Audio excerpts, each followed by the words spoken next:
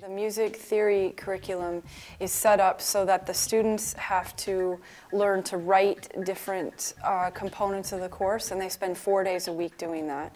And then they have to sing those components somehow, and they have to dictate when I play those various components back to them. And the other part of that oral skills component that they work on is keyboard skills. The keyboard is sort of central in music theory teaching and in music curriculums around the country and around the world.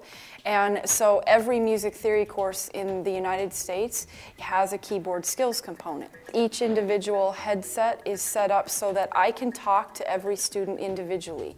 And it's really quite an amazing curriculum because students who haven't played the piano ever in their lives, they might sing really well, they might play guitar really, really well, but they've never played piano at all. In 2 years, we're basically teaching them to sight read at the piano, to harmonize melodies at the piano, to play repertoire pieces at the piano, to work on chord progressions at the piano. And so I don't have time to teach them all private lessons. So this keyboard skills class allowed me to put up to 12 people in here, and through the headphone network, every piano is wired to my station up here, and I'm able to talk to them individually, I'm able to talk to them as a group, and I'm able to test them individually so that they don't have to feel the anxiety of their classmates hearing an exam, which is good. I can teach them to transpose on these pianos, and all of these skills enhance and support what we do in the other parts of the class. So what they're hearing, they're playing, and they're singing, and what they're singing and playing, they're writing, and what they're writing, they're playing, etc., etc. The next step of the lab, which is in process, is to have a flat screen television behind me somewhere where all 12 students can see. And we'll have video cameras mounted above my hand so you can see straight down, and also one coming from the side so that you can see my wrist.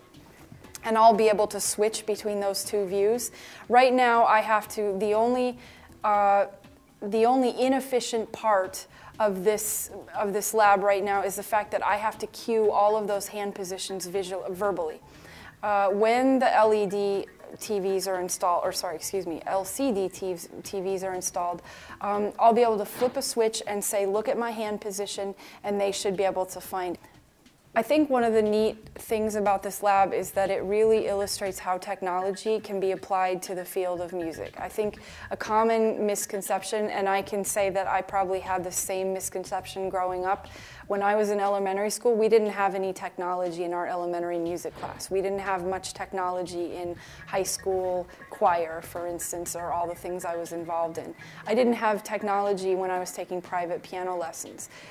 I think most people assume that technology can only aid learning in fields like science and other places where you're using up-to-date equipment. But I think this lab really shows us very clearly how I can use technology to help students to learn.